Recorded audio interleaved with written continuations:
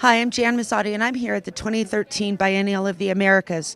Today we're talking about reinventing education, and I'm here with Lynn Gangone, the Dean of the Women's College at DU. Lynn, today is all about reinventing education, and you're here at the Biennial. Why is the Women's College participating today? Well, that's a great question. You know, Colorado Women's College has been around for a long time now, about 125 years, and so we're masters at reinvention. You know, today's higher education landscape is just very complex, and I think that in conversation we can come up with ways of innovative solutions to help students of any age, men and women, to think about how do they meet the needs of the global economy and how do we as citizens really step up around higher education.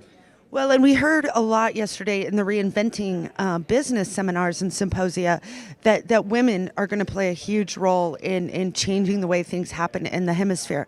Talk about the issues around educating women as well.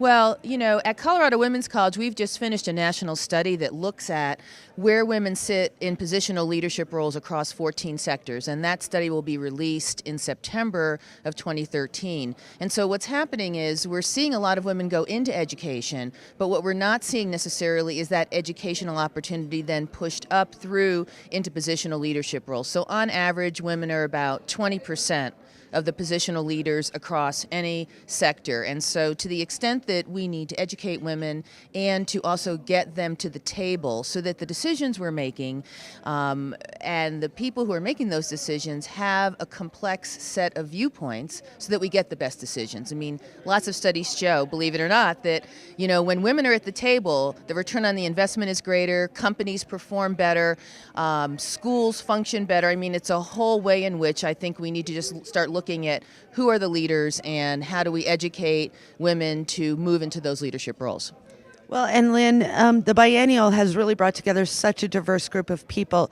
Do you believe that forums like the Biennial of the Americas can really drive change throughout the hemisphere? I think they need to drive change. I mean, I think that the way in which Denver and the state of Colorado has looked to the north and the south is incredibly important because we do tend to get into our own bubbles.